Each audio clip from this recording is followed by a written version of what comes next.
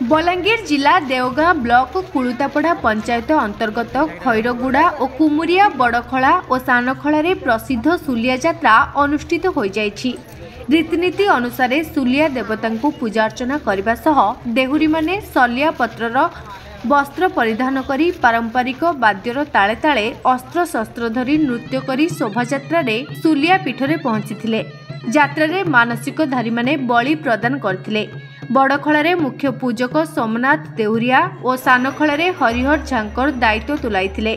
एहासह जिला बाहरर कंध नेतृमंडली जोग देइथिले।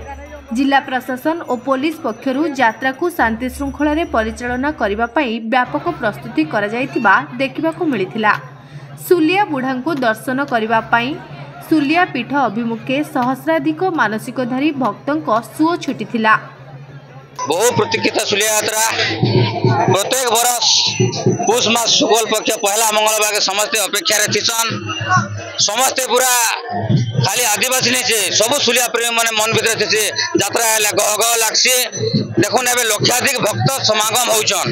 इटा गोटे संपूर्ण आदिवासी संस्कृति परंपरा आस्थार विश्वास परंपरा समस्ते पूरा समर्पण भाव नहीं समस्ते होचन।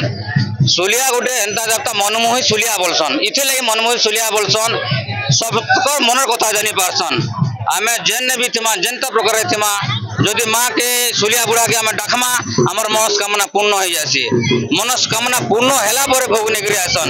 ई देवता ई यात्रा गोटे स्वतंत्र इटा कौन सी मंदिर के मानसिक करमा मानसिक करी फेर जे मानसिक आनमा नहीं छे जेन थिले भी आमे तांको मानसिक करी पारमा मानसिक हैला पर हम भोग निकरी आमा इटा होय देवतार स्वतंत्रता देवतार इटा प्रभाव इटा आज्ञा आज अर्पण करमे मोए किछि त पुड़ा अर्पण करमे आ गरा अर्पण करबे।